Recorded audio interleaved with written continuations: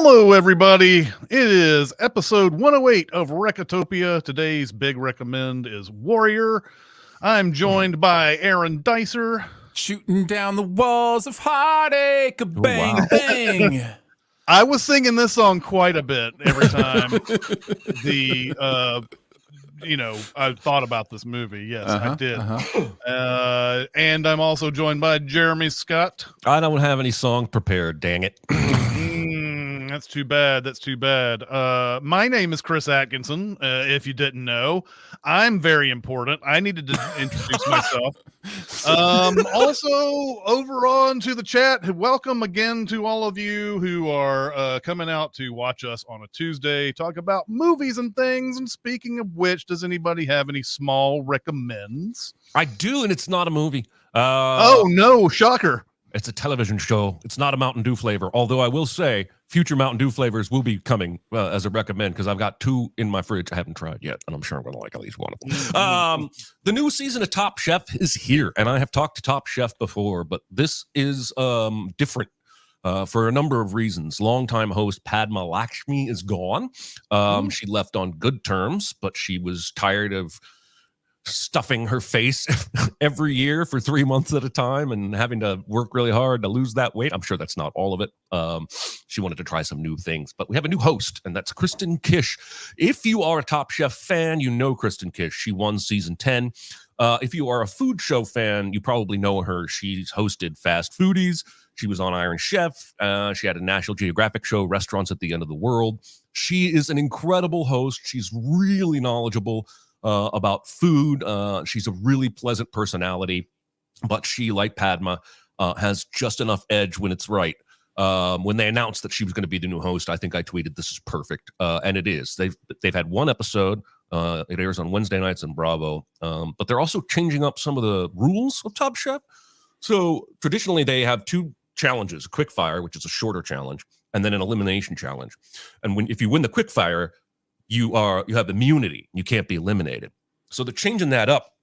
Now the quick fire will just win you $10,000 cash, which is nice, but you won't win immunity from that. You can only win immunity by winning the elimination challenge, and then you're immune for the next elimination challenge. So it changes things up a little bit in terms of how things will be presented, what their motivations are in particular challenges. Now they have cash to shoot for. Is that more motivating than being immune, what have you? And episodes are going to be, most of them, 75 minutes this year instead of 60 minutes. So lots of interesting small little changes in what I think is one of the best reality shows we've ever had. And I'm very, very excited about where this season is going. And if you have never watched it, this is a really great season to jump in. I loved this first episode because she had all the James Beard nominees and Michelin star cooks raise their hands, and it's more than half the group. And then she said, "Listen, when I won this show, I had 2 cooking jobs as a sous chef on my resume. So all that stuff doesn't mean shit, basically." Anyway, there you go. I'm done. Let's let Dicer recommend a movie now. All right. I guess I will. This was a movie from last year called The Promised Land. This stars Mads Mikkelsen. This is a Western, but it is a Western set in a different country. And I believe this is Denmark, it's one of those Scandinavian countries. And there is a section of the country that is, or was thought to be, impossible to cultivate any kind of living, like any kind of crops or anything like that. And the Mads Mikkelsen character gets permission from the king to go give it a shot. Well, he doesn't realize he's interfering on another high society person's plans to eventually overtake that land. And so there is this, rivalry that builds between them. This is a phenomenal movie. This is really, really interesting. Amanda Collin stars in it as well. She was, I'm trying to remember the name of the, what was that really weird space show she was in? That nobody watched or liked. Raised by Wolves. Do you guys remember Raised by Wolves when that came out? She was Mother on Raised by Wolves. But yeah, the cast is great. The acting's great. The The moments are intense. The perseverance is really interesting, and the fact that it's based on a real historical figure is really interesting as well. So I would give it a shot. I think you can rent it on VOD or buy it or whatever from all the normal places. But it is called The Promised Land, and it's one that fell through the cracks for me last year, and I'm glad I finally got around You to it. said you started out by saying he gets permission from the king to go give it a shot to try and grow some crops, and I immediately thought of Idiocracy. Yes.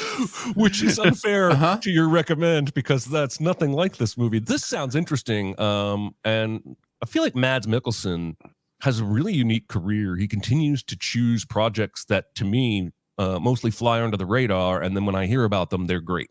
This is like the 4th or 5th movie he's been in like that. So, Yeah, another round was like that too. This movie is from Denmark, by the way. Good. And Yep. I think it was their submission for Best International Feature as well. Yep. I watched a couple of movies over the weekend in theaters. One of them I can hardly recommend is heartily recommend, not hardly. I thought for a second you were going to trash a movie. No. I could tell how that sounded coming out of my mouth. I can heartily recommend is Late Night with the Devil, and starring David Dastmalchian as the lead character here. And I don't know if you guys are fascinated with stuff like this like I am, but you know when you know there's something bad is going to happen, whether it be sports or like in the real world or whatever, and there's like actual video of it. Watching all the stuff before it happens is just as fascinating as what happens later on, and that's how this movie kind of builds, although it does give you a little bit of something before it gets into its craziness and everything. But this is a guy who starts off as a late night talk show host in, I can't remember which state it is. He's a local guy at first. And then he does well enough that he gets a national show. And then he is competing with Johnny Carson for This Is Back in the 1970s and everything. And he's competing with Johnny Carson for ratings. And he does well for a bit. And then ratings start to fall off a little bit. And his wife is dying of cancer, and all sorts of things bad are happening to him. And in one of his episodes before he takes a hiatus where his wife dies, it's pretty clear, I guess, that he's using her as a ratings gambit early on. He puts her on the show. It's very emotional. And everybody's like, that was a great show, whatever. But then he takes a month-long hiatus, and then he comes back on a Halloween night in 1977, and he invites all these guests who are like mentalists and people who like debunk mentalists. And he's even got someone who's a parapsychologist who's been taking care of this little girl who they claim is possessed by a demon. And so you watch this TV show unfold, and there are a lot of things that happen where you're like, okay, a lot of this could just be the TV show. They wanted the craziest things possible and everything. But once it gets to this part, when the little girl is possessed and like stuff that happens right in front of our eyes shouldn't be happening, this movie gets really wild and really crazy. The movie's great throughout, by the way, even though it takes a slow build to get to it. Very quick, an hour and a half. Highly recommend this movie. I think it opened limited over this past weekend. Although if you want to call 1,000 theaters limited, but it's definitely less than like Frozen Empire or something like that. You know, it's you can't find it everywhere. But if you can find a theater to watch this, very brisk, very good. Highly recommend. Nice. Yeah. Well, now that that's been said, and it has engaged us in such titillating conversation. I just haven't seen it. I know nothing. And so when it like a movie's Fuck just you, Aaron, you see everything. I know. Go to hell. Go to hell. I just haven't even seen Ghostbusters yet, man. I don't even know what's going on. Well, I can do a quick a quick dis recommend. Fair enough. The 40X shit that I watched Frozen Empire in. Oh, that's my right. God, dude. Oh my God. Seriously. I don't know how this has made it past how many years it's been playing or whatever. I think I got into this theater totally on accident, but I can totally not recommend that. Anyway, on to our big recommend, which is Warrior, and it's Jeremy's. So take us away, Jeremy. All right, everybody. Warrior opens with Nick Nolte's Paddy Conlon as he's leaving an AA meeting and listening to Moby Dick while he drives home. This man loves Moby Dick. And more power to him. We then see, as he arrives home, that Tom Hardy's character, Tommy, is waiting for him at his home. And it's clear immediately that they haven't seen each other in a long, long time. Things are super awkward. And Tommy isn't shy about ribbing his father for his past wrongs. When Paddy says, no more women for me, Tommy says, yeah, it must be hard finding a woman that can take a punch nowadays. They go inside, and Tommy just keeps ribbing his father for all of his past wrongs. And what I appreciate about the movie is that it lets the characters focus on their trauma without necessarily giving us a list rundown of all the wrongs that Paddy did as a bad alcoholic abusive father. I think it's enough to know that he was a bad alcoholic abusive father. And Tommy just goes at him. Paddy tells him he did hire a private investigator, and he did learn that Tommy and his mother had gone to the Pacific Northwest, and that Tommy's mother had died, and Tommy had joined the Marines, and that's, he claims, all he knows. And Tommy does everything he can to inflict emotional pain, describing in detail how his mother died, waiting for Jesus to save her. He insults his father and then falls asleep drunk in his chair. We then meet Brendan, which is Tommy's brother, played by Joel Edgerton, and his wife, Tess, that's Jennifer Morrison, who I think is one of the unsung heroes in this cast. And they're having a backyard birthday party for their daughter. And then Tess goes off to work in a short skirt, and he doesn't like it. And then she makes a reference to his tendency to get into scuffles. It's alluded to that he's a bouncer.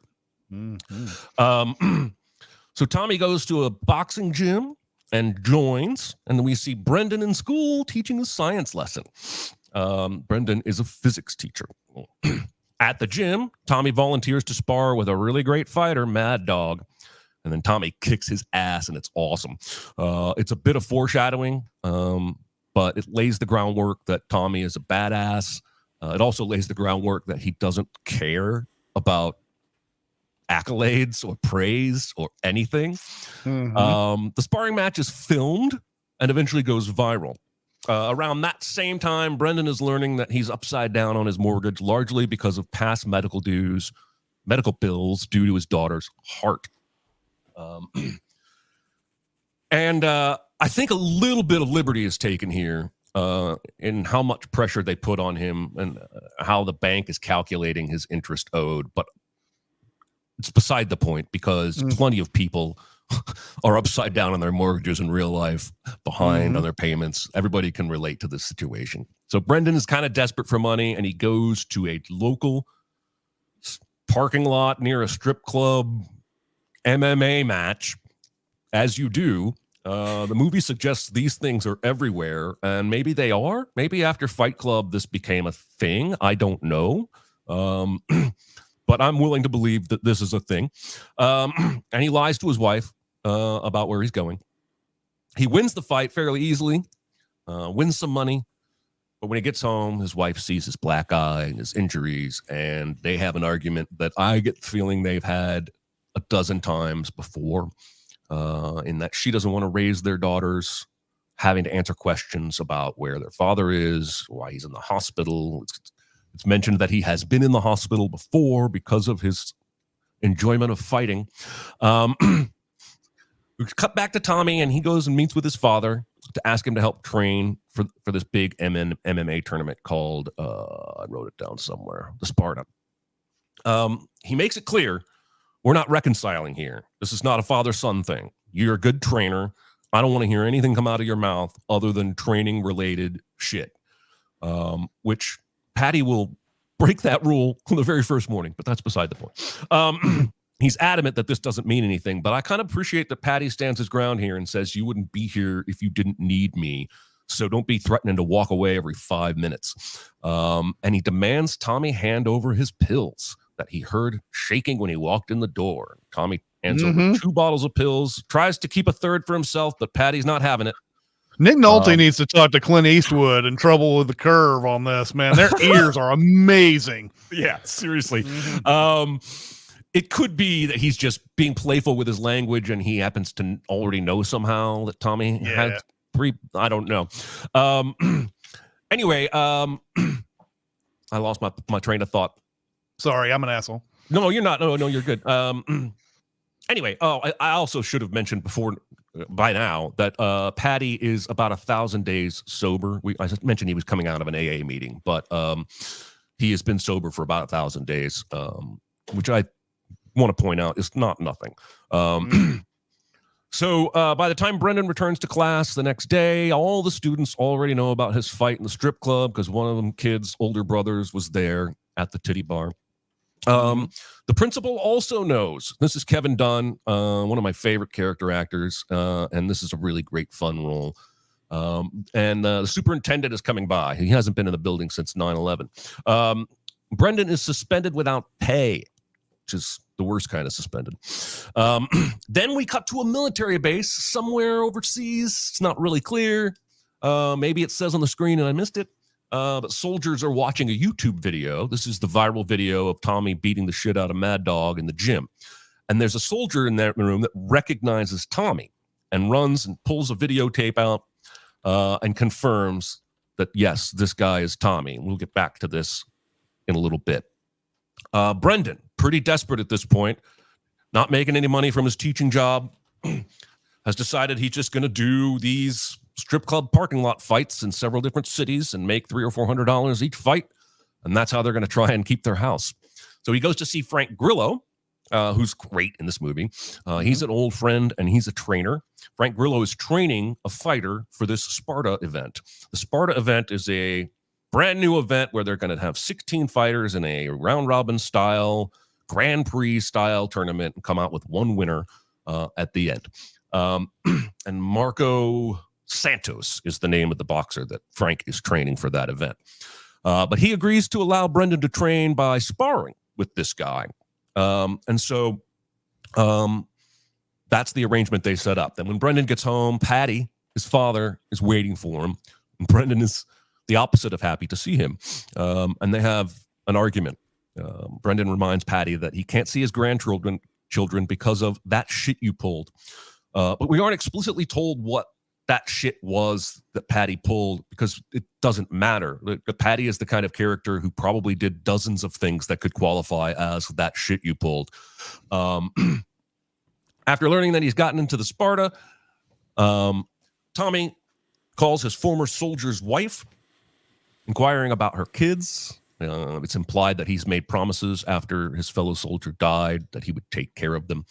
And then we get one of my favorite things in movies, a training montage that comes along with the Sports Center style montage that hypes up the Sparta event and this Russian fighter named Koba, who is basically the T-1000. And I think it's interesting here.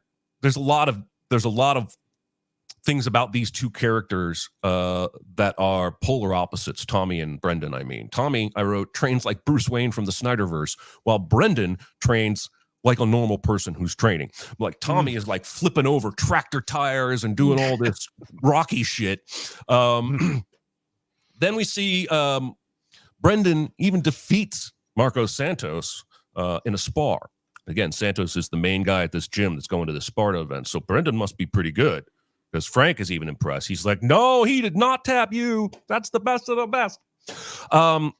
Santos injures himself while running and training. This is maybe why you shouldn't run up and down Rocky Mountains when you're training for an event and just use a treadmill. But hey, and then Brendan manages to convince Frank to put him in the spot for the Sparta event. That's maybe the least believable thing in the whole movie for me. It is. And I'm okay with it. Yeah. And the movie basically says, we're desperate. They didn't have any options. This guy has MMA experience. Well, the thing for me, I'm sorry to interject at this point while you're talking through the plot of the movie, but the fact that a $5 million prize can only attract 16 fighters and there's no waiting list after that, other than somebody who like asks his trainer really nice. It's kind of insane. It's very much Creed 3, right? I mean, Creed 3 is even worse. That Jonathan Majors gets that shot or whatever, but it's the same idea. Yeah. Yeah. I have a lot of questions about this tournament, but we'll save those for later. All right, back at the hotel. The first day of the event, Brendan and Tommy see each other across the lobby, but they don't speak.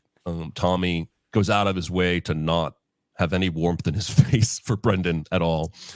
Later that evening, the news breaks that Tommy had been a war hero, and the soldier who recognized him was among several soldiers that were about to drown until Tommy arrived and ripped the door off of the tank to let them out, and then disappeared and didn't take any credit.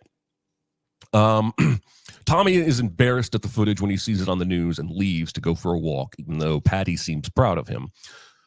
Brendan then calls, and it's implied that Patty tells him Tommy's gone out for a walk, and then Brendan and Tommy meet on the beach. And the first time I watched this movie, I thought they were in Las Vegas, and I was very confused about the beach. But they are in Atlantic City, which makes a lot more sense for there to be a beach. I love this scene.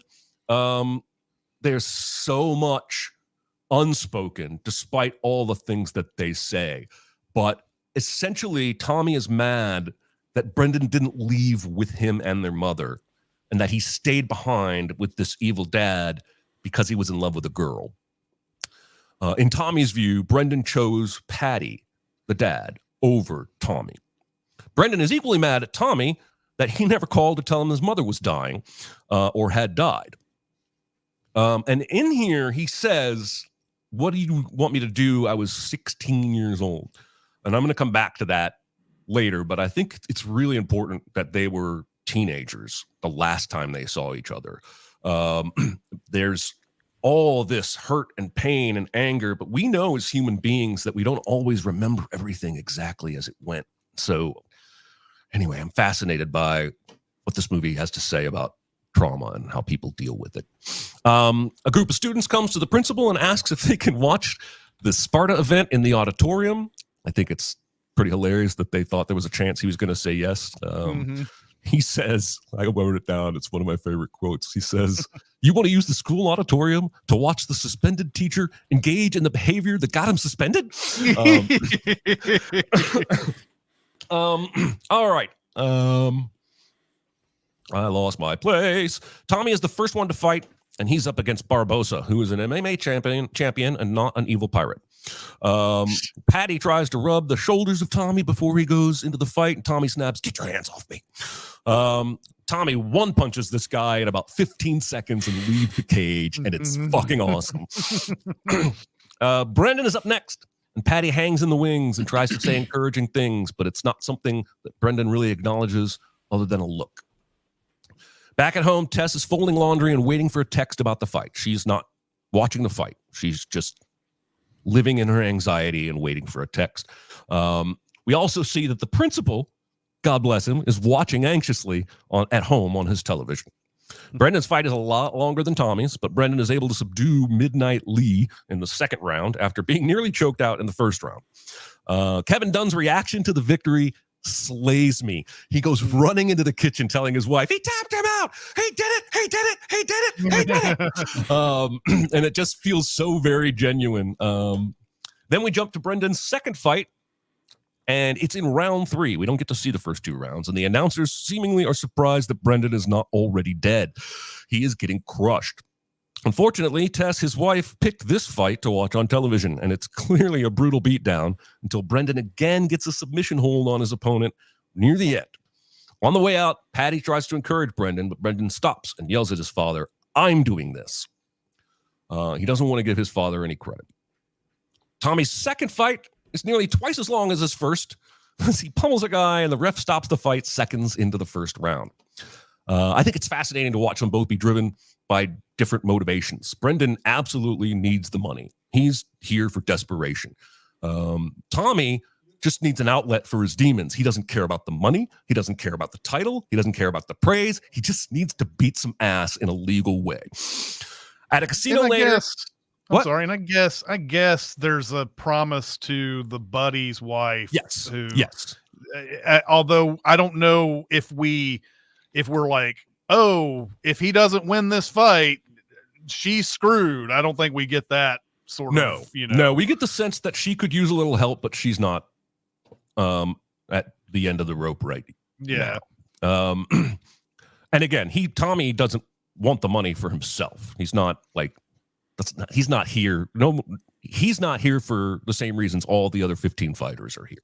Mm-hmm. At a casino later, playing some kind of slot machine or something, Tommy confesses to his father that the drowning soldiers he saved, he only did so in the process of deserting his own unit, and he simply couldn't let fellow humans drown. He then turns it back on his father when Patty tries to show him compassion and says, "The only thing I have in common with Brendan Conlon is that we both have no use for you." And he again states, "I liked you better when you were drunk." This has an immediate impact as we see Tommy the next morning discovering Patty absolutely wasted, listening to Moby Dick on headphones and screaming for them to turn the ship.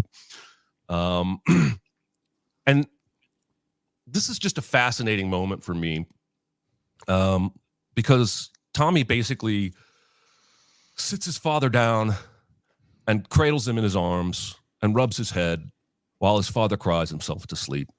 And I think smarter people than me could maybe better break this down, but I think it's very interesting that Tommy is able to have compassion for drunk Patty and has nothing but disdain for sober Patty.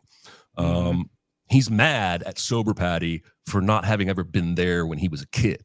Drunk Patty is too pathetic for him to be mad at. And I think there's even a little bit of love in the act that he does here. Tommy's next fight is against the very guy he destroyed in the viral video months earlier, Mad Dog. I think it's Mad Dog Grimes. Yeah, it is. Tommy just clotheslines him and punches the fuck out of his face until the ref stops the fight. Also of note, the announcer says Mad Dog Grimes has been poleaxed, and I think we all should add poleaxed into our vocabulary. I looked it up, and the definition of poleaxe means to kill or hit or knock down as if with a poleaxe. And I just thought that was a beautiful word that needs to be in more conversations on the regular. The school kids and the teachers and even the principal all end up at a local drive-in to watch the next Brendan fight on the big screen. And Tess actually travels to the fight herself and somehow gets a second row seat. Honestly, I have as many questions about the ticketing process for this event as I do the event itself. Somehow, fucking 200 Marines bought out a whole section on StubHub to come watch Tommy fight. That doesn't make any sense at all. Anyway, Brendan has drawn Koba, who is basically the T-1000, and he is not an angry ape bent on an uprising.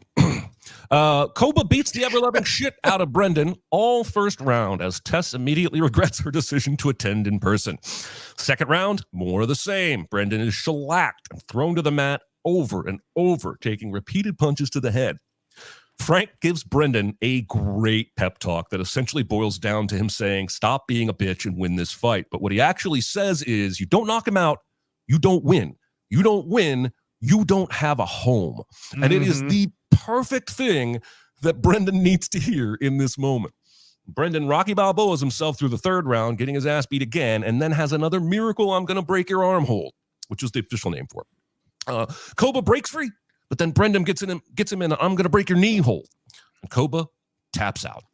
And if nothing else, this movie serves as a good advertisement for why I have never been in a fight. Before the two brothers can square off, news breaks of Tommy's true identity, the fact that they're brothers, and the fact that he had deserted his unit. We do learn, however, when his former Army buddy's wife is interviewed on the news, that man had died in friendly fire, and the rest of Tommy's unit had died from friendly fire, and that is why Tommy deserted his unit. And I'm not sure the movie needs to couch it like that. I think the movie is saying plenty about how we're all gray. We all have good and bad parts to us. But it kind of exonerates his desertion when you find out the reason, and that's okay. Then finally, we have the emotional fight between the two brothers. Tommy, as usual, attacks furiously, punching and chasing Brendan around the octagon. Tommy slams Brendan on the mat repeatedly and punches his head. The round ends, and Tommy punches one last time like a dickhead. This is kind of a thing that boxing movies do, and maybe this is a thing that happens in boxing. I don't know, but this reminded me very much of Rocky movies when punches were landed after the horn. Frank says to Brendan between rounds, he's not your brother, okay? He's in the way. And I think this is the moment that Brendan starts to crack in terms of his resolve. Tommy again dominates round 2, and Brendan looks absolutely finished as the horn sounds. Round 3 sees Brendan reverse the momentum and pin his brother in an "I'll break your arm if you don't surrender" hold. But Tommy will not surrender, and Tommy eventually allows his arm shoulder to be broken rather than tap out. This is the stubbornest man I've ever seen in my life. He then, at the end of the round, chokes Brendan and throws him into the corner. And then Frank implores Brendan, take him down and finish him. And Brendan kind of gives a look here to Frank where it's almost like, why I interpret the look is, I don't necessarily share your cold-bloodedness right now. Tommy, broken arm and all, refuses to quit. Brendan doesn't want to fight anymore. He's begging Tommy to throw in the towel, but Tommy forces Brendan to fight him and hit him. He's easily beating Tommy as the round ends. He returns Tommy's favor after the horn and lands several punches. Then he spots his dad in the audience. And I think this is the full realization moment. And his father kind of nods at him.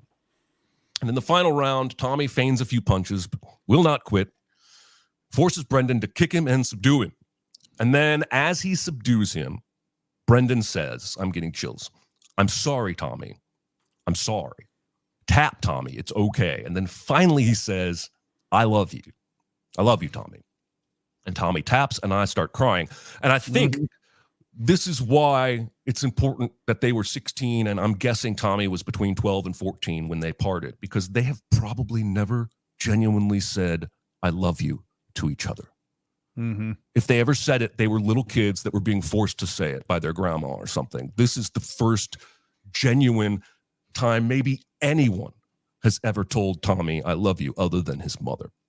And it's powerful.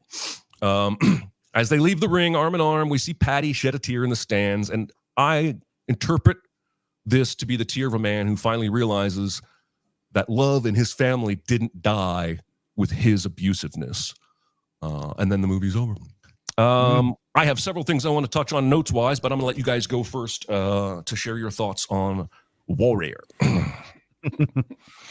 So yeah, it's funny. I watched this movie back in 2011. I loved it. Thought it was one of the best fight movies I had seen in a long time, and had not seen it again until 2 days ago. And so I was reminded of how good this movie was a couple of days ago. I kind of like the idea. I don't think it's the main one, and maybe I don't even know if this movie is purposely saying this, but I like the idea that all of these fighters in the tournament seem to be brute force guys. They go in and they want to punch the hell out of you and just knock you down, and that's the big thing with them. But Brendan doesn't do that. Brendan is not capable of it, first off, but then second off, he's always looking for that mistake that these fighters make, and he finds it. which I know they kind of glossed over his previous UFC experience in this movie, where it was like he was okay, he didn't follow Frank Grillo's advice back then and whatever. But I don't know if Frank Grillo is like telling him, look out for these weak spots and then turn the tables on them when you're getting your ass kicked a lot. I don't know if that's happening a lot. He seems to be getting that a lot, but I do like that aspect of the movie, is that sort of the brains versus brawn type of thing going on in his fights compared to anybody else's. Everybody else is just a big hulking person wanting to end you, basically. And so I like that. It was an interesting thing too, watching the sort of the behind the scenes on this, because I've got the Blu-ray on this. And, neat. And they were talking about like how Frank Grillo is an actual, like, has actual UFC experience and all this other stuff. And I was like, yeah, perfect person to put in this movie. Why isn't he the brother and not Tom Hardy? If that's the guy. I love Tom Hardy, don't get me wrong. I think he and Edgerton play brothers very well. But if you wanted to put Grillo in, to show his stuff, I think he would have been good at least as another fighter in the ring or something. But they did populate it with people who were actual, like, awesome UFC guys and everything, and all the other mixed martial arts out there. I don't want to just make it UFC, but I thought that was kind of funny. They're like, oh, Frank Grillo is an awesome fighter, let's make him a coach. You mentioned all the, Joel Edgerton's one of those guys who's just one of those. This whole thing's filled with underrated actors, right? Edgerton's one of them. Grillo's one of them. Jennifer Morrison is one of them. Although I will say, as much as I like Jennifer Morrison, they don't give her much to do. I love that she's cheering it. I love how she cheers it on at the end and everything, and she's whatever. But man, how many times does she go, I'll do anything other than you fighting? And then he's like, well, we'll lose the house. And she's like, I don't care. But then she just kind of relents. And she does this at least twice, if not 3 times in the movie, where she's like, I don't care. We can do something else with, I don't want you to get, in all honesty, she's 100% right, by the way. Yeah. Joel Edgerton should be like broken after his first fight. And there's a lot of glorification of being able to take punches in this, which I don't like that for his future, by the way, especially doing 2 fights in a day and then 4 fights in 2 days. Yeah. That's one of those things where we just like sort of glorify all that stuff. Anyway, that doesn't take away my enjoyment of the movie, although it's just something that I just kind of like sift away and just say, there's some things about this that I would change. We already talked about the tournament itself that I thought was laughable because of how he's able to get into a 16 fighter tournament that is worth $5 million, and there's nobody out there that can take his place. The other thing is the seeding on this stuff. Yeah. Joel Edgerton should be fighting Koba at the very beginning of this. That should be the seeding. But no, he gets to fight somebody else, like middle of the pack. Still great. Still probably should beat Joel Edgerton. But there should be some seeding here at least, where like Koba, the number 1 guy, fights Joel Edgerton, the scrub, and we get that out of the way. Anyway, they must have done it randomly. They must have picked it out of a hat. I don't know how they did it, whatever. But in the end, this movie is great. I think you brought up the question about Tom Hardy being able to go up to his dad and say and be comforting when he's drunk and when and not so much when he's sober. And I think it's because it's easy to get his message across when he's sober. Like, he's been waiting to say this forever. If he's a drunk, there's no point in saying all the things that he says. When he's so when he's sober, this is finally his window into finally saying all the things he's wanted to say all his life. And then when he becomes drunk, it's like, okay, God damn it, Dad, I do feel sorry for you that you have this disease and you've succumbed to it tonight in just a horrible fashion. And he probably knows that he's responsible for that. After that casino thing, he knows that he's the one who drove him to do that, even though we're all responsible for our actions. Yep. He knows that he egged that on and everything. So I did find that to be fascinating as well, is that how Hardy's definitely got the most complex character of all this. He's very he's a very hard-edged guy, and doesn't seem like he's letting anybody in. On the flip side, he's a war hero pulling doors off tanks, but he deserts the army, and then, or the Marines, and then he's like, he's a hard ass to his dad, but then when his dad falls off the wagon, or is it fall or go back on the wagon, I can't remember, he's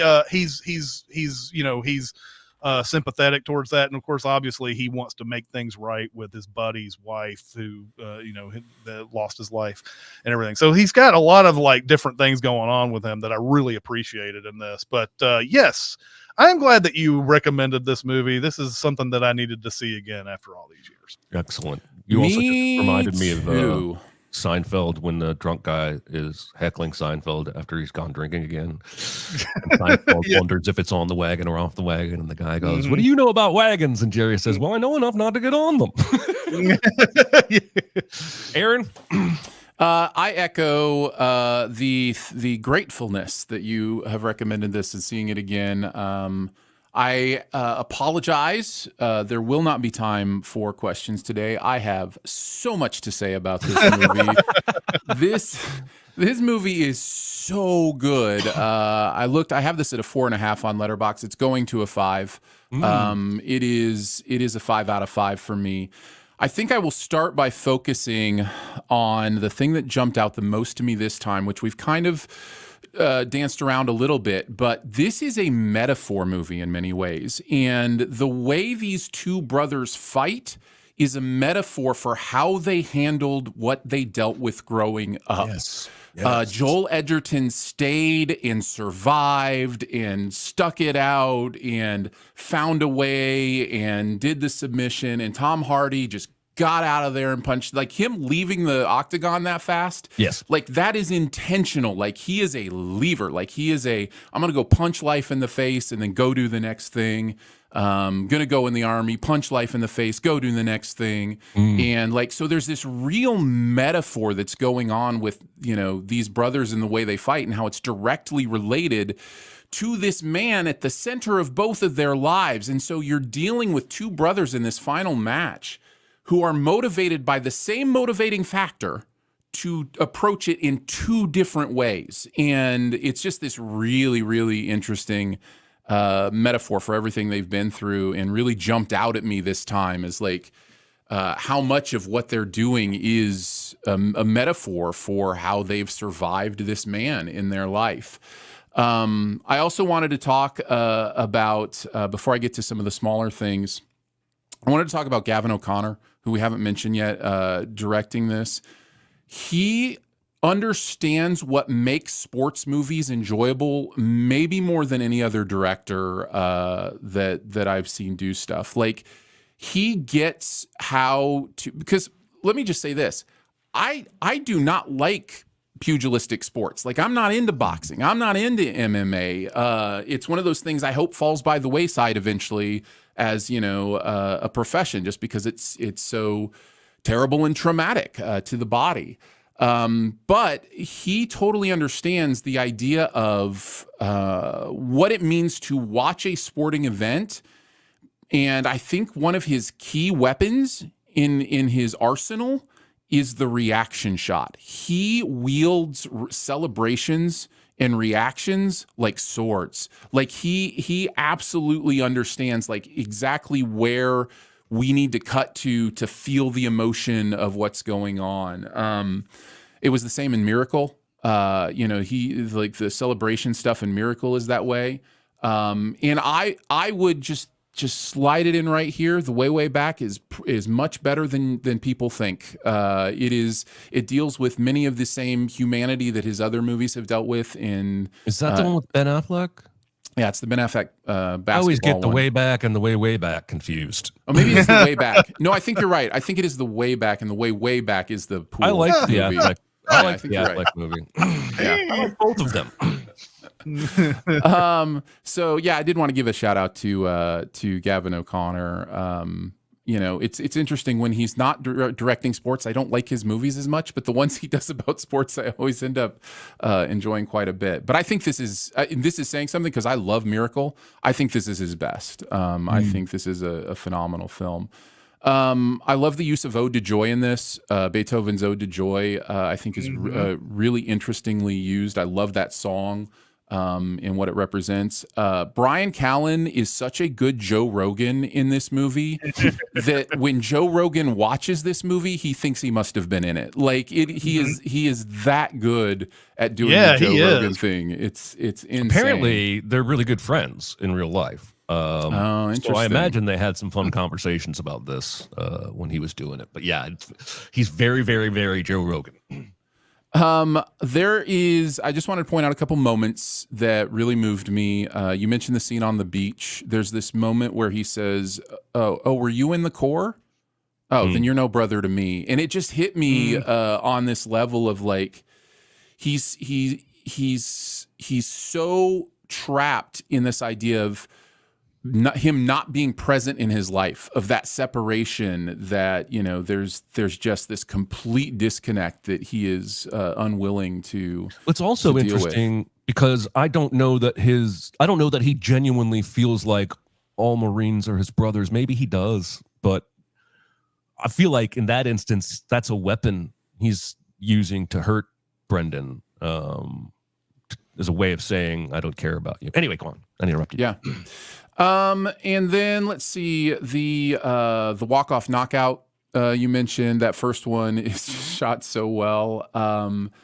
That was really cool. The public reveal of the brother connection, I thought, was handled really interestingly, where it's like, we've known the entire time, so it's not anything to us. And then the movie finds a really nice, subtle way to remind us that nobody else knew this. Yeah. And then like the reactions of everybody, like, oh my goodness, like, and it's introduced by the Rogan type character just being like, I don't even know how to tell you this. Yeah. This seems like, yeah, it's so cool.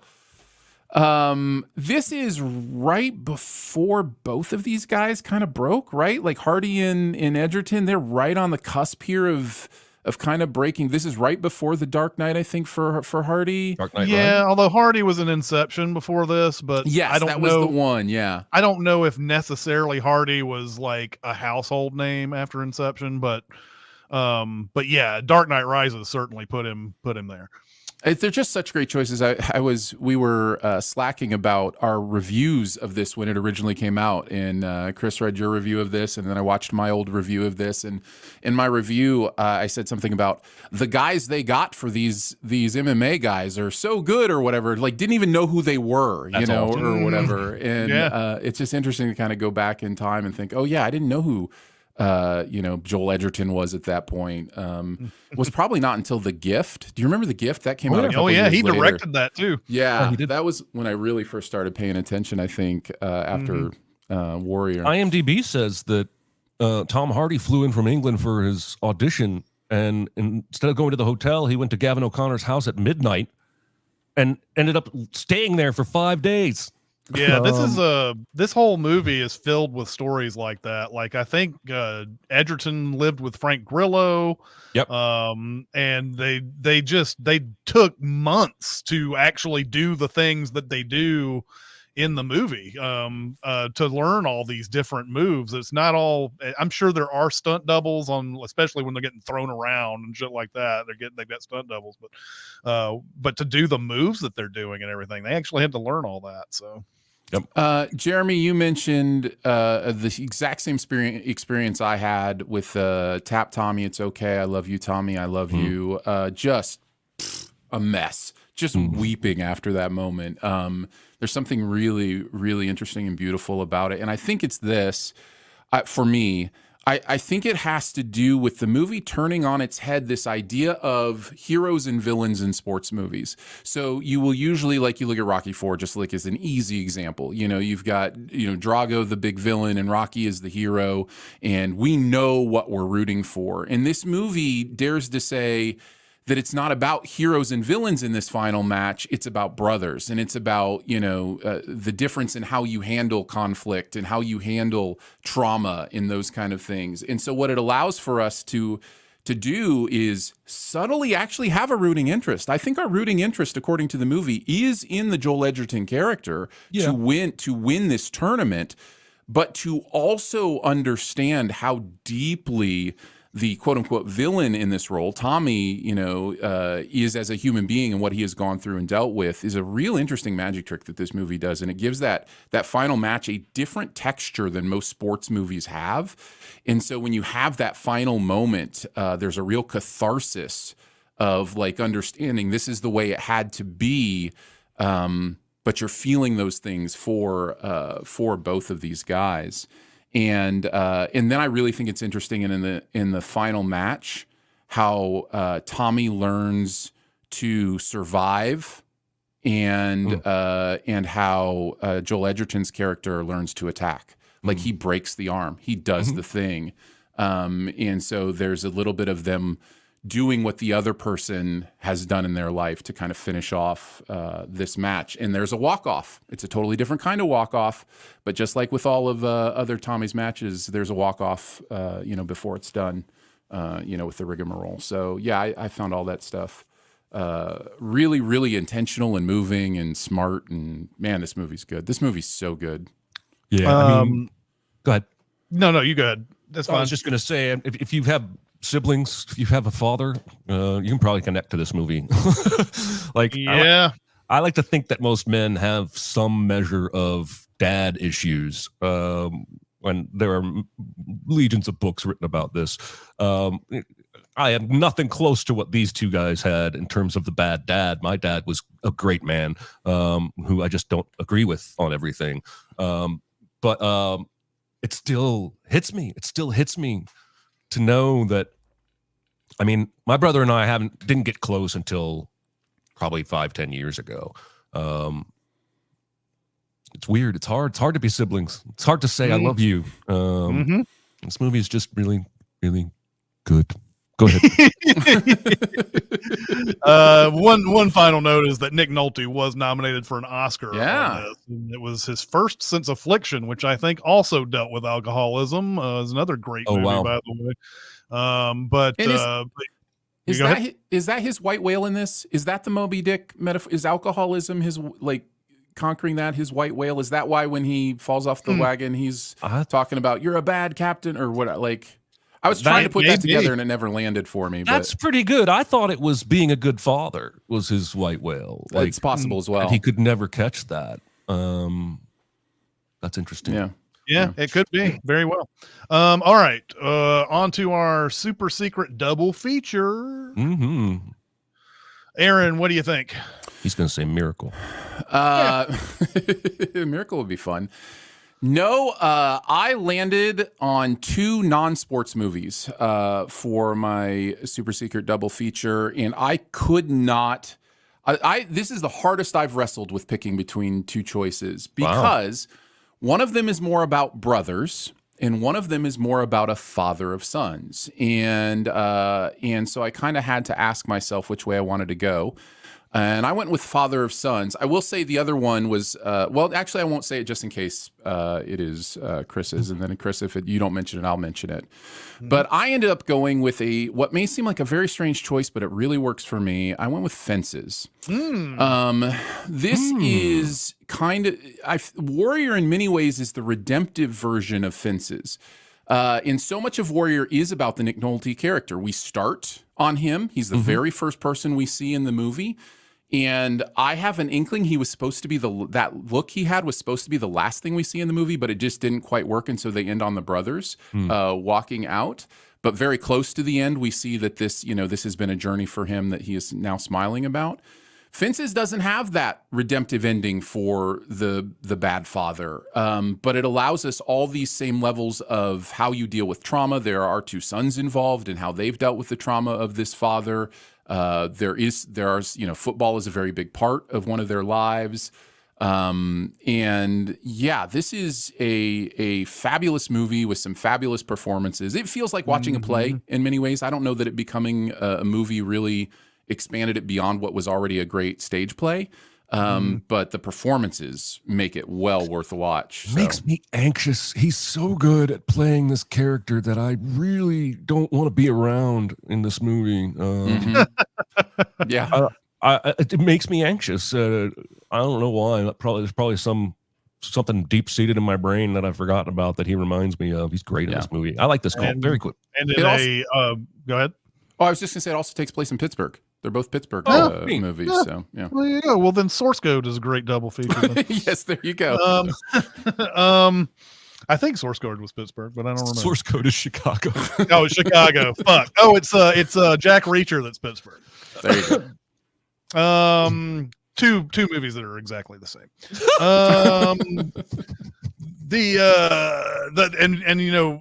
Of all the Viola Davis performances in her long catalog, the Fences one might be the best one. It's so good. I went through two choices as well, and one of them was only sort of tangentially related to it, and I will go ahead and say that it's not going to be the double feature, but Courage Under Fire came to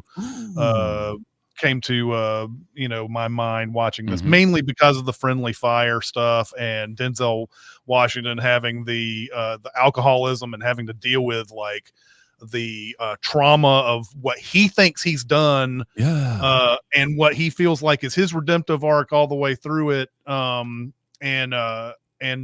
is to find out the truth about the Meg Ryan character and the whole thing. And as I said the name of this movie, and you guys reacted to it, I should have just gone with Courage Under Fire. But I went with a movie that is far less in quality, actually, as a double feature. But I think it's better than we give it credit for. There was a movie back in 2007 that got crushed by Spider-Man 3 on opening weekend. It's called Lucky You. Which also deals with a lot of this, where Eric Bana and Robert Duvall are both poker players. They have a strained relationship, and it's the whole movie is building towards Bana and Robert Duvall playing in the World Series of Poker. Of course, they get to the final table together and everything, because that's how poker works. And so that's the one that I came up with, because I think it had more similarities family wise and things like, and then it also had a competition. Obviously this is a movie where you think of like 500 boxing movies, and I immediately had to like cast them all aside because that's just too easy on this case. So I had to come up with something that was like, so either or. Maybe Courage Under Fire is the better one, but I'm going with Lucky You on this one, and I think it's a lot better than we gave it credit for back in 2007. The brother's choice that I really wanted to go with was Hell or High Water. I think there's a lot of similarities between the way the brothers interact in that and how it resolves, and that was another choice I really, really loved. But at the end, there just wasn't that father element of it, which I think is such a crucial part of it. Also had the bank foreclosing on a house thing. Like, they both were, were interesting choices to me. I think they even allude in that movie to the father who is gone having been bad, like a bad person. It's there, but it's very, in the background. It's more about, all these are good. All right. We are overtime. Chris, what is our homework for next week?